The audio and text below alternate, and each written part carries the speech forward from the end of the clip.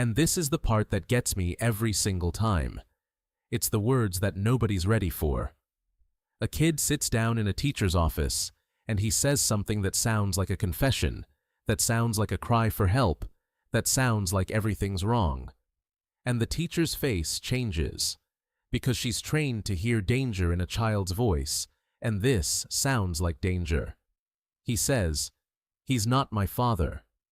Just like that. 4 words. The kind of words that make you call the office. The kind of words that start investigations. But here's what nobody knew yet. Not the teacher. Not the counselor who got called in. Not the police officer who showed up at the house the next day with his notepad and his careful questions. None of them knew why those words came out of that boy's mouth. And that matters. That matters so much. Let me back up, because this story isn't really about what everyone thought it was about. It's not about a system failing. It's not about a child in danger, though there was danger, just not the kind anyone expected. This story is about a man who woke up every single morning at 4:35 a.m. for years, who drove to a hospital in the dark, who scrubbed and cleaned and maintained that hospital's entire infrastructure so that doctors could focus on saving lives. And nobody knew his story. Nobody knew who he was or what he'd sacrificed. Until the day those 4 words put him in an office with a school counselor asking him impossible questions. His name doesn't matter for this story. What matters is that he was the kind of man nobody notices. The kind of man who shows up at a school event and stands in the back, not because he doesn't care, but because he thinks that's where fathers like him are supposed to stand. He wasn't the biological father. He was something else entirely. Something harder to explain in paperwork. He'd met the boy's mother 14 years ago at a diner where she was waitressing, and he was sitting in a booth eating breakfast before his hospital shift. She was smart and funny and tired in the way that people are tired when they're working themselves to exhaustion. Her name was Rebecca. She had this thing where she'd remember exactly how you liked your coffee by the 3rd time you came in. He fell in love with her the way you fall in love with someone who really sees you, suddenly and completely. When she told him she was pregnant, she was terrified. She was terrified because the man who had made her pregnant had disappeared. He was terrified because he was 30 and working a maintenance job and had never even lived with another person before. They talked about it for hours in that diner after her shift. She was crying. He was trying not to cry. And then he did something that surprised both of them. He asked her to marry him. Not because he had to. Not because society demanded it. But because the moment she told him she was going to be a mother, he decided that he wanted to be there for that. He wanted to be a father. He wanted to choose this life. They got married in a courthouse with 2 friends as witnesses. She was already 3 months pregnant. He went from being a single man to being a husband and about to be a father in a matter of weeks. There was no long engagement, no time to prepare, just a decision made in a diner and a courthouse signature, and then real life beginning immediately. The boy was born 4 months later. His name was Marcus. And when the man, let's call him Tom for the sake of this story, though his actual name was something different, when Tom held that baby for the first time, he understood something that no one had been able to explain to him before. He understood what it meant to choose. Because Marcus wasn't his biologically. Rebecca had been seeing someone else before she met Tom, someone who disappeared when things got complicated. Marcus was already on the way when Tom showed up, when Tom asked Rebecca to marry him, when Tom decided that this was his child and always would be. Rebecca had complications from the birth, nothing anyone could have predicted, a blood clot, then an infection. She died when Marcus was 17 months old.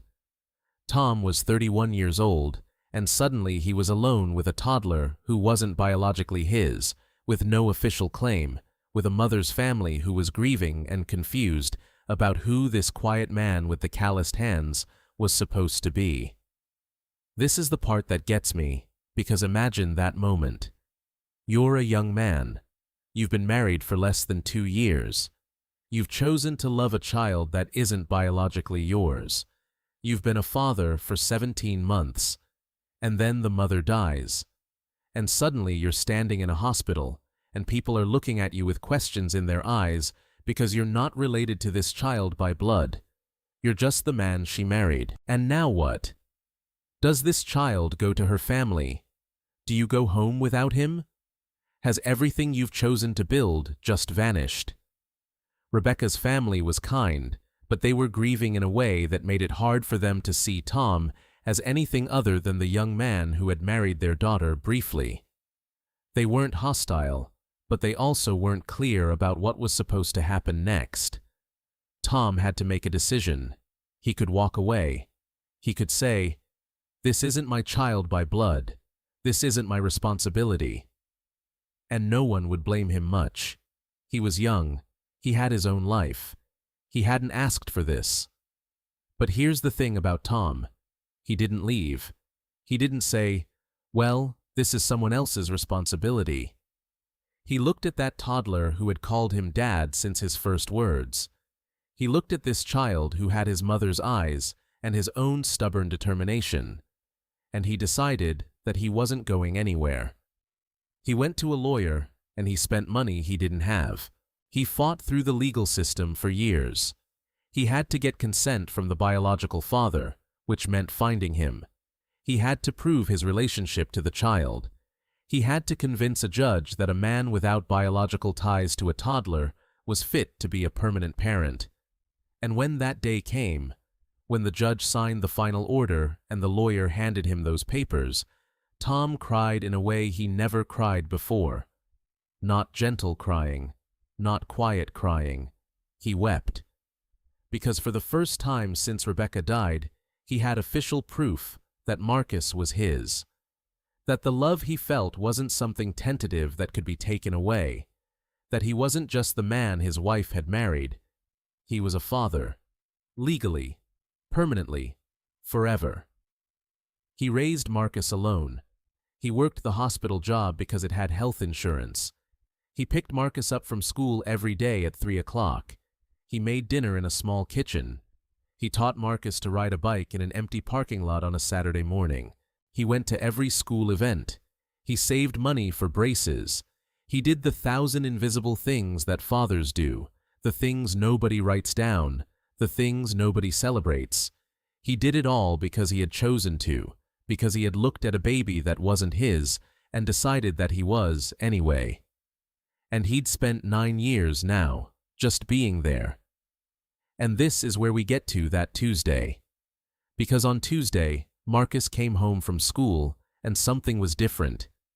Tom knew it immediately.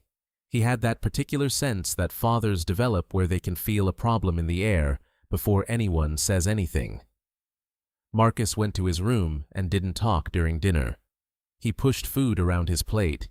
He was quiet in a way that was different from his usual quiet. Tom asked him what was wrong, and Marcus said nothing, and Tom knew better than to push too hard. He'd learned that with Marcus. Sometimes you just had to wait. But he didn't have to wait long. The next morning, at 8:30 a.m., Tom was at work, elbow deep in a mop bucket in a hospital hallway, when his phone rang. It was the school. Could he come in? There had been an incident, a concern about Marcus. Could he leave work immediately? Tom's stomach dropped, because even though he didn't know what was wrong, he knew immediately what this was. He'd lived his entire adult life in quiet terror of this exact phone call. Someone questioning whether he was really Marcus's father. Someone suggesting that something wasn't right about their situation. Someone implying that a man who chose to be a father might actually be something else entirely. He called his supervisor. He changed his clothes. He drove to the school with his heart doing things it shouldn't do.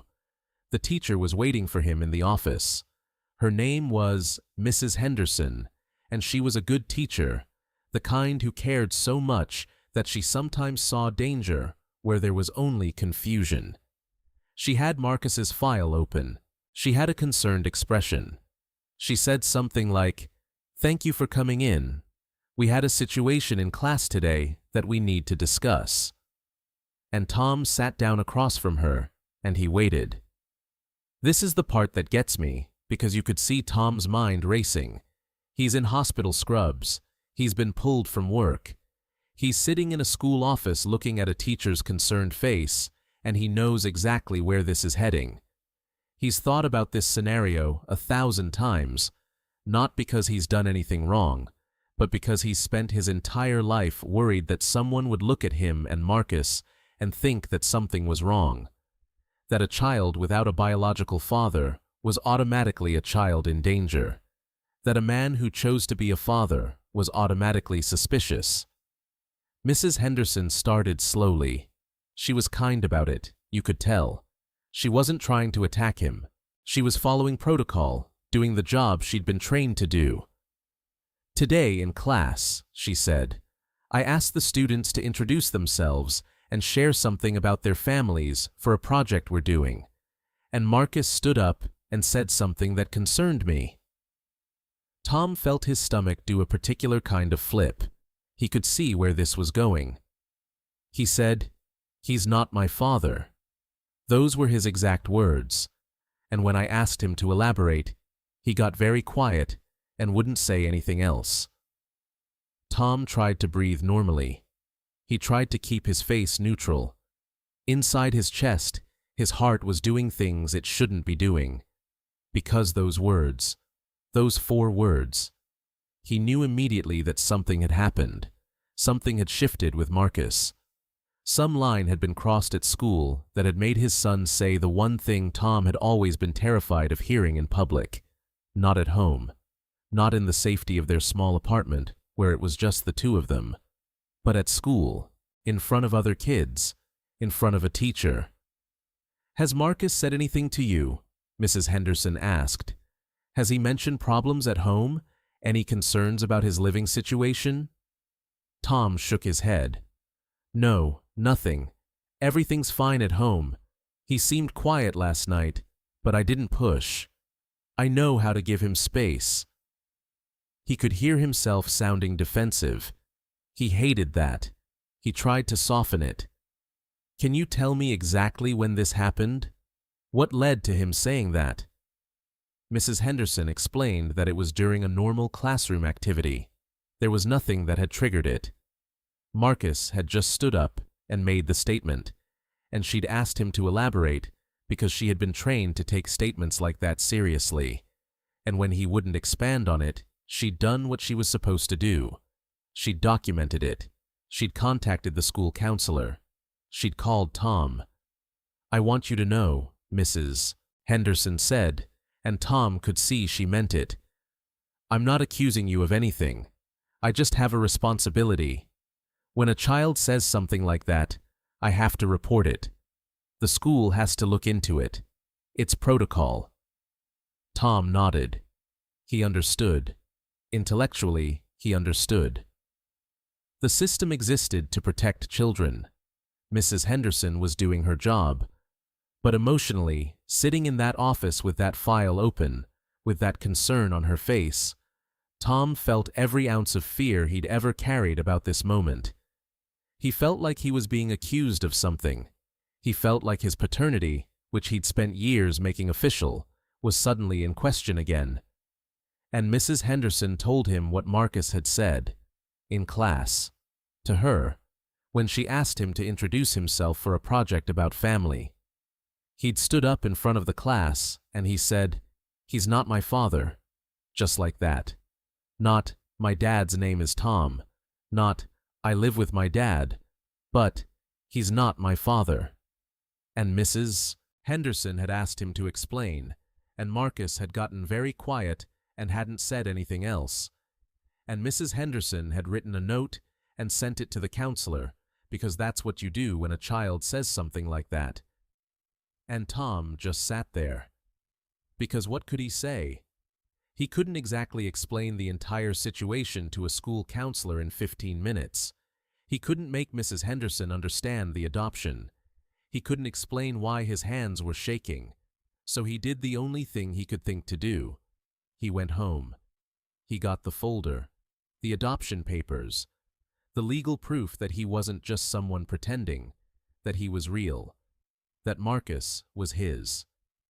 And he came back. Mrs. Henderson looked at those papers, and her face changed. The concern shifted into something else. Confusion at first, then understanding, then something that looked like guilt. Tom didn't say much. He didn't have to. The papers said everything. Legal adoption, finalized, parental rights. His name on every line that mattered. But even as she read through them, Tom could see that something was still wrong. This was the hard part. This was the part that kept him awake at night. Because paperwork proved that he was the father legally, but it couldn't prove that he was the real one. That he was the one who showed up. That he was the one who chose. Mrs. Henderson called the counselor in, a woman named Dr. Patel, who was professional and kind, but also thorough in the way that systems need to be thorough. She came into the office with a notebook and a measured expression. She didn't look hostile or accusatory. She looked careful, which, somehow, was worse. Dr. Patel introduced herself and sat down and opened her notebook. She had questions. So many questions. "Tell me about Marcus's home life," she said to Tom. "Who does he live with? How often do you see him? What's the nature of your relationship with him?" Tom tried to answer. He said, "He's my son. I'm his sole guardian. We've lived together his entire life. He's 9 years old. His mother passed away when he was very young. I've raised him alone." Dr. Patel wrote things down. "And you are his biological father." Tom could feel something shifting in his chest. This was the question. "No," he said. "I adopted him. Legally. The adoption was finalized when he was 4. More writing.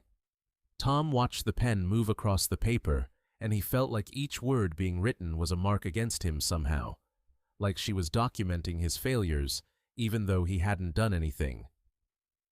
"Can you tell me about the circumstances of the adoption? Why did you adopt Marcus?" This is the part that gets me because you could see Tom trying to compress 9 years of love and choice into a short answer that would make sense to a school counselor following a protocol. How do you explain to someone with a checklist that you chose a child because the moment you saw him, you understood that he was yours? How do you make that sound appropriate and not like obsession? How do you make parenthood that comes from choice instead of biology sound less suspicious? "His mother was my wife," Tom said carefully. "She was pregnant when we met. Marcus's biological father wasn't in the picture. When she died, I went to court and made the adoption official. I wanted him to know that he belonged to me, that I chose him, that it was permanent." Dr. Patel looked up from her notebook. "That's a significant responsibility for a young man," she said. Tom was only in his early 30s then. He was working, raising a toddler alone, fighting through the legal system for custody. It was hard. It was the hardest thing he'd ever done. "Did you have support systems in place? Family? Friends?" Tom shook his head. "Not really. My own family was complicated. Rebecca's family was grieving. But I had my job. I had childcare arrangements. I managed." "And financially, you've been supporting him entirely on your own?" "Yes. I work at the hospital. We have health insurance. We live modestly, but we have everything we need." Dr. Patel kept writing. Tom could see her mind working. She was a trained professional.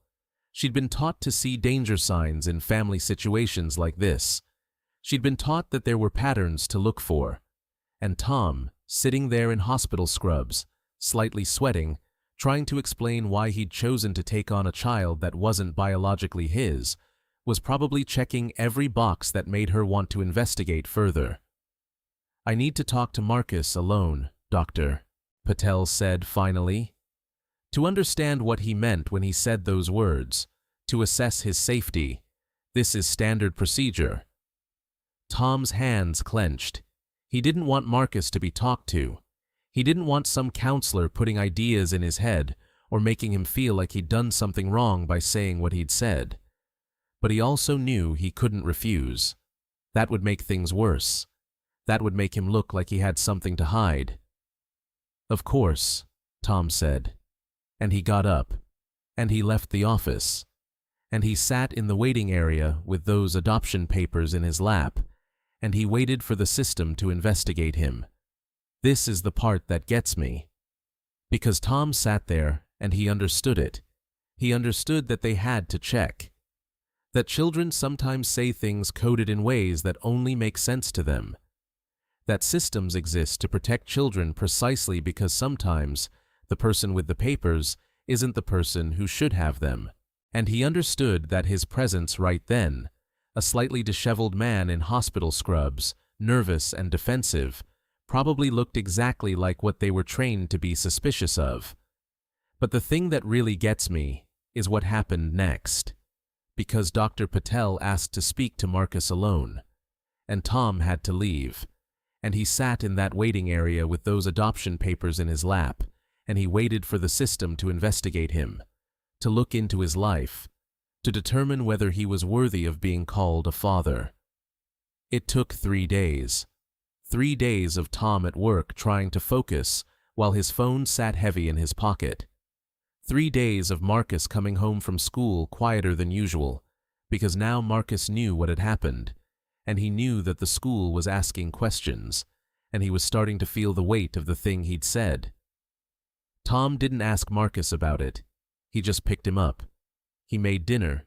He did the normal things, because sometimes the most important thing a father can do is just keep showing up, keep being normal, keep moving forward as if everything is going to be okay, even when he's terrified it won't be. It took 3 days. 3 days of Tom at work trying to focus while his phone sat heavy in his pocket. 3 days of Marcus coming home from school quieter than usual, because now Marcus knew what had happened, and he knew that the school was asking questions, and he was starting to feel the weight of the thing he'd said. Tom didn't ask Marcus about it directly. He just picked him up. He made dinner. He did the normal things. Because sometimes the most important thing a father can do is just keep showing up, keep being normal, keep moving forward as if everything is going to be okay, even when he's terrified it won't be. But inside, Tom was falling apart. He couldn't stop replaying the meeting with Dr. Patel in his head. He couldn't stop thinking about all the ways this could go wrong. What if the system decided he wasn't fit? What if they said Marcus would be better off with Rebecca's family? What if they took Marcus away? He'd fought so hard to make the adoption official. He'd spent years and money to make it legal. And now some school counselor with good intentions was investigating him like he was some kind of predator. The irony was almost cruel. On the 3rd day, Dr. Patel called.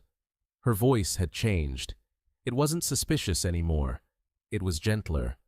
She wanted to meet with Tom and Marcus together.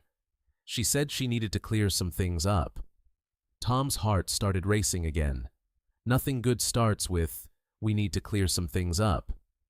They sat in her office, Tom and Marcus and Dr. Patel. The room smelled like lavender and had comfortable chairs and tissues on the desk. It was designed to be calming. It wasn't working. Tom sat next to Marcus and tried to look calm. Marcus looked like he wanted to disappear. Dr. Patel looked at Marcus and she asked him very gently why he had said those words. Why he had told Mrs. Henderson that Tom wasn't his father. And Marcus was quiet. He was the kind of quiet that means he's ashamed. He's scared. He's about to tell the truth. "People at school," Marcus said finally, his voice very small, "they say he's not my real dad because he didn't make me." Dr. Patel leaned forward slightly. "Can you tell me more about that? Who's been saying that?" Marcus glanced at Tom nervously, like he was worried his dad was going to be mad at him for getting him in trouble. Tom reached over and took his hand. He tried to communicate without words that it was okay, that he wasn't angry, that Marcus could tell the truth. So Marcus did. He told Dr. Patel about Devon. He told her about the jokes. He told her how it had been going on for weeks and how each comment had built on the last one until they'd created this narrative where Marcus's family was somehow fake or less real than other kids' families. He told her about how he'd started to believe it, how he'd begun to wonder if Tom really was his dad in the way that mattered. And when I stood up in Mrs. Henderson's class, Marcus said, I couldn't say my dad anymore. Because if everyone keeps telling you he's not your real dad, then maybe they're right. And I thought if I said it first, it wouldn't hurt so much when other people said it. Tom felt something break inside his chest. His 9-year-old son had internalized bullying to the point where he'd weaponized it against himself. His son had been so afraid of the judgment of his peers that he'd publicly denied his own father just to get ahead of the shame. And Marcus said that some kids at school had been telling him that his dad wasn't really his dad. That it started about 2 months ago, when Marcus had mentioned in passing that he was adopted. He'd said it casually, not thinking it was a big deal. It was just his story. But one kid, a boy named Devon, had latched onto it like it was the most interesting thing he'd ever heard. And Devon had started asking questions. Wait, so he's not your real dad? Like, he didn't make you? He's just like a stepdad or something? And from there, it spiraled. The jokes started small. Innocent-sounding comments that weren't innocent at all. That's weird that you don't look like your dad. It's so weird that he's not your real dad. My dad's my real dad. He made me. That's cooler. At first, Marcus had tried to explain. He'd said, he adopted me. He's my dad. It's the same thing. But kids don't always hear that. They hear what they want to hear. And what Devon and a couple of other kids heard was that Marcus's situation was strange, that it was different. And different meant ammunition. It escalated over weeks. Devon would make jokes at lunch. He'd say things like, "Oh, Marcus's fake dad," or he'd ask in a loud voice if Marcus knew who his real dad was, like it was something shameful that Marcus should be hiding. Other kids started joining in. Nothing violent, nothing physical, just words. But words are their own kind of violence, especially to a 9-year-old who already carries the weight of knowing that he's not biologically connected to the person who raised him. Tom had noticed something was wrong, but he'd given Marcus space. He'd learned early on that Marcus didn't open up quickly. Marcus held things inside until the pressure got too much, and this was that pressure point. This was the moment when Marcus had heard these things so many times from so many kids that he'd started to internalize them. He'd started to believe that maybe they were right. Maybe there was something wrong with his family. Maybe his dad wasn't his real dad in a way that mattered. And that day, in Mrs. Henderson's class, when she'd asked him to introduce himself and talk about his family, something had broken. It was like all that pressure, all that shame, all that confusion just came out of his mouth before he could stop it. He's not my father. 4 words. A child's cry for help disguised as a statement of fact, not because it was true, but because it was what everyone else kept telling him. And saying it himself, to an adult, in front of the whole class. Maybe that was Marcus's way of owning his shame before anyone else could weaponize it further. And Tom heard this. Tom heard that his son had internalized something so painful that he turned it into a weapon against himself. That some other children's cruelty had made Marcus question whether he really belonged. That Marcus had heard enough times that real fathers were only the ones who created you that he'd started to believe it was true. And something broke in Tom. Something that had been held together by sheer will and routine just cracked. But here's what he did. He reached over and he took Marcus's hand. His hands, the ones that had changed diapers and built furniture and held this boy through fevers and nightmares and every hard moment of his life. His hands that had been the first thing Marcus ever trusted because they belonged to his father. Tom's voice cracked when he spoke, and he said, and this is the part that Dr. Patel would remember for years, he said, "I chose you. Your mother was my wife, and I loved her so much, and when you were born, you weren't my responsibility yet. You were hers. But the moment I held you, the moment I saw you, I chose you.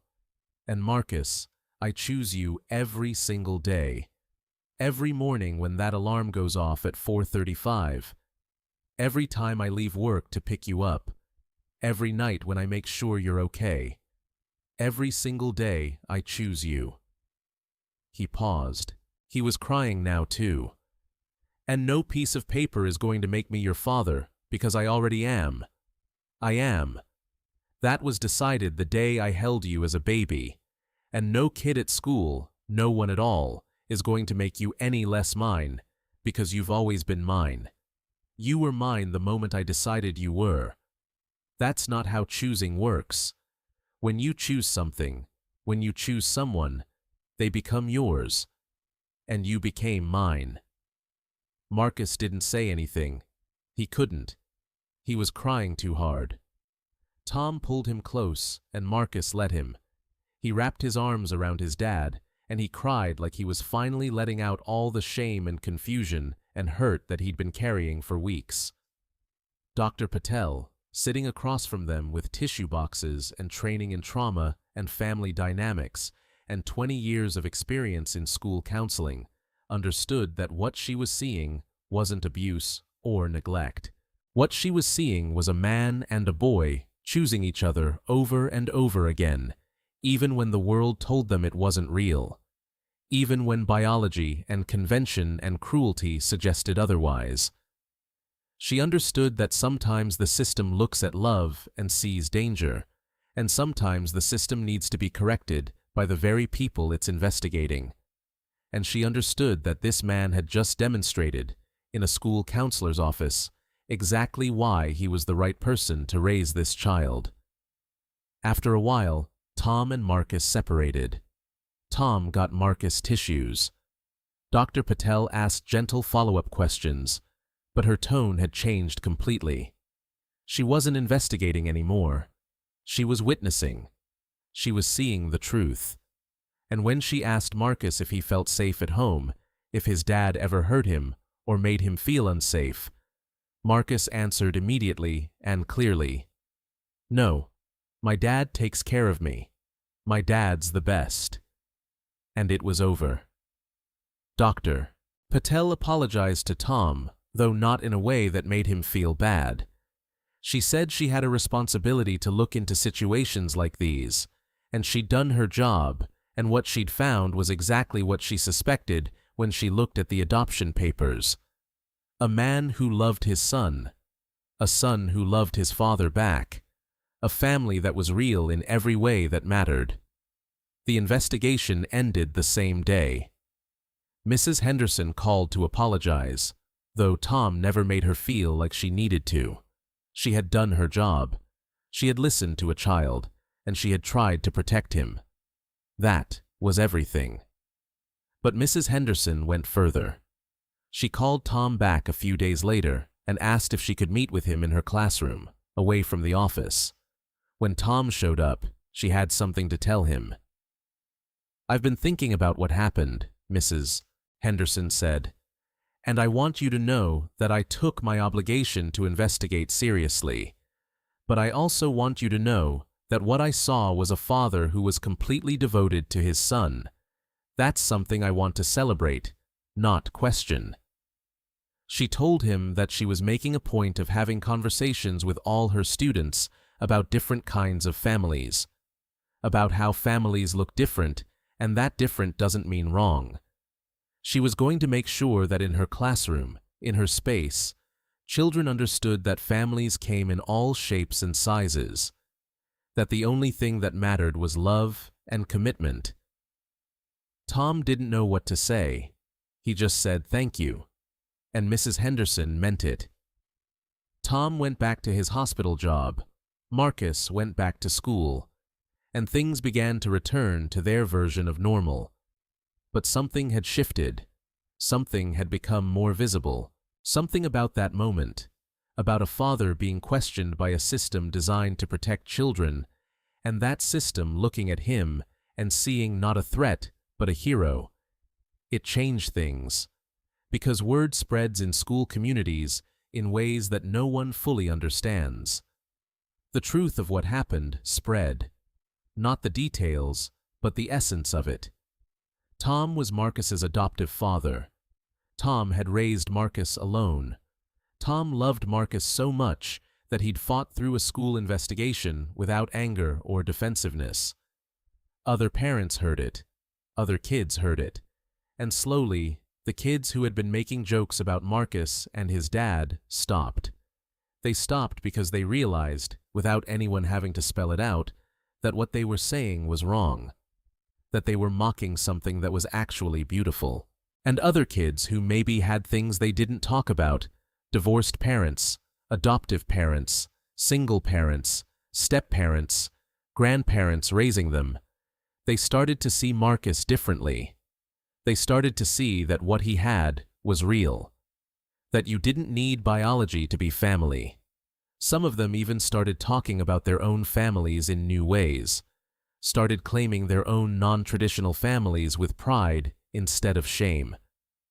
One kid, whose parents were divorced and who went back and forth between two houses, asked Marcus one day at lunch, "Is your dad's house your real house?" And Marcus said, "Yeah, of course. That's my dad's house. That's my home."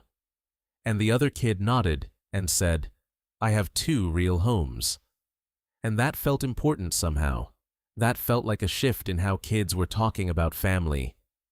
Mrs. Henderson started talking to Tom at school events, even beyond what was required. She'd mention Marcus's latest test score or something clever he'd contributed in class. She'd ask Tom about his job. She'd see him. She'd treat him like what he was, a dedicated father doing important work. And Tom would feel like he was being seen in a different way. Like maybe the system, even though it had questioned him, could also acknowledge him. Could also say, "You're doing good work here. You're a good father." And she meant it. Other parents started treating Tom differently too. They'd talk to him at pickup. They'd ask about his work at the hospital. One mother, whose son was in Marcus's class, invited Tom and Marcus to a birthday party. She said, "Marcus talks about his dad all the time. The way that kid loves you, it's clear to anyone who meets him." Tom wasn't used to being seen. He wasn't used to his parenting being celebrated instead of questioned. It took him a while to accept that this new reality was real. And Marcus. Marcus slowly returned to himself. The heaviness lifted. He started talking again in class. He raised his hand. He participated.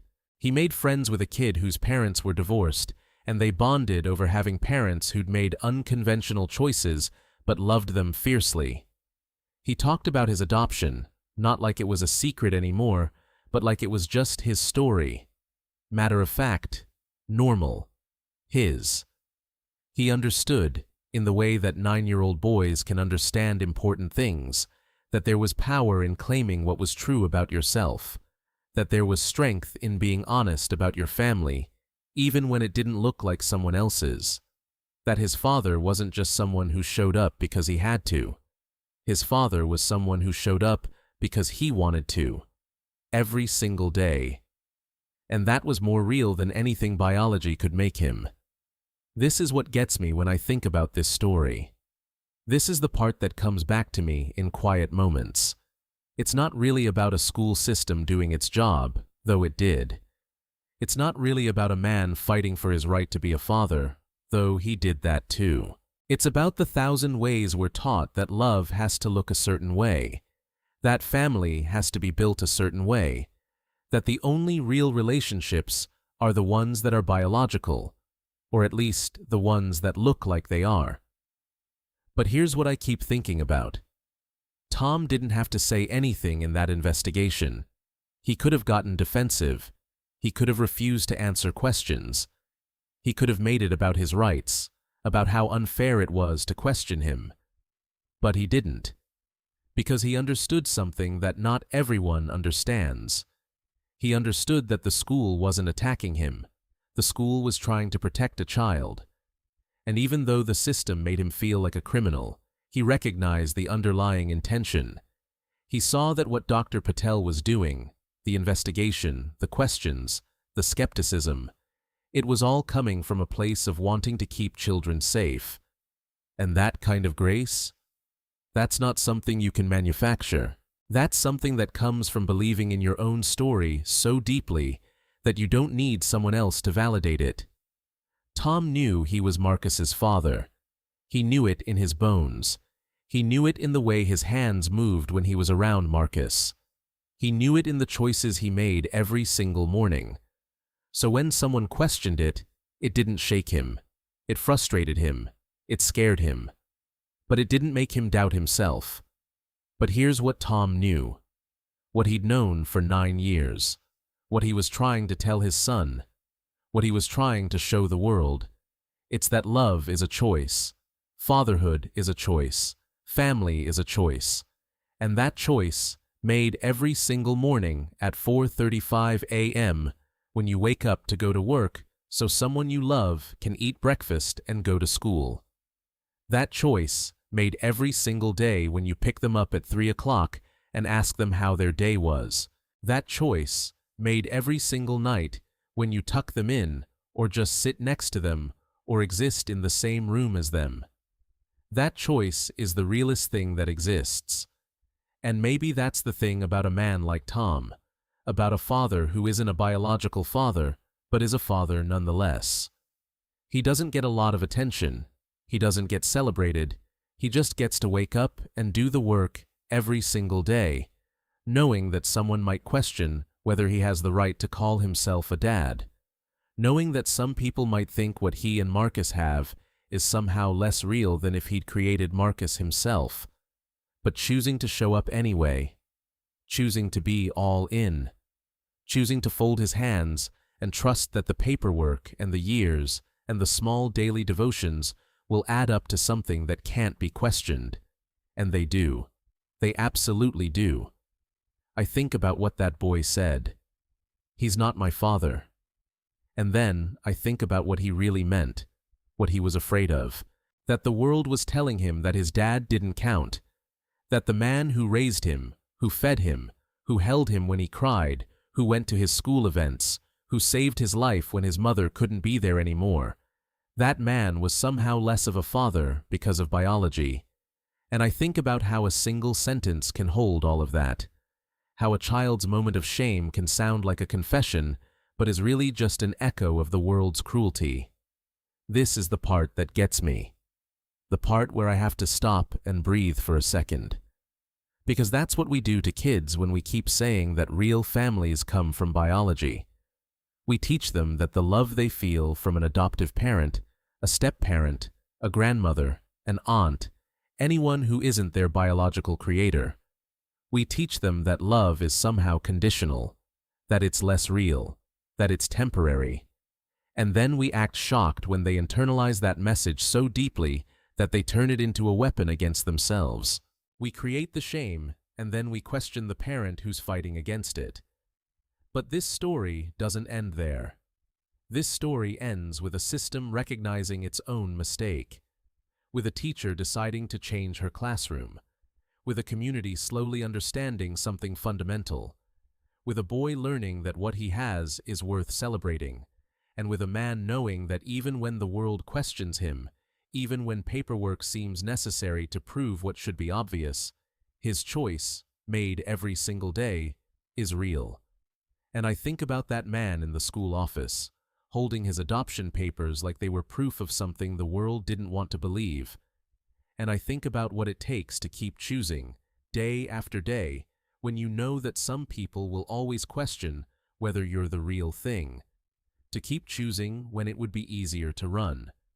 To keep choosing when the system itself, created to protect children, looks at you with suspicion. That's not weakness. That's not obligation. That's the realest form of love that exists. And here's the thing that really gets me. Tom did all of this quietly. He didn't make it about him. He didn't demand recognition or gratitude. He just kept doing what he'd been doing all along. He showed up. He worked. He loved his son. He answered questions, even hard ones. He let the system do its job. And when it was over, he went back to his life. But that act of quiet persistence, that willingness to be questioned and to answer anyway, that faith in his own story, that changed everything for everyone around him. Because at the end of the day, a father isn't someone who creates a child. A father is someone who chooses one. Someone who looks at a life and says, I'm going to be responsible for this.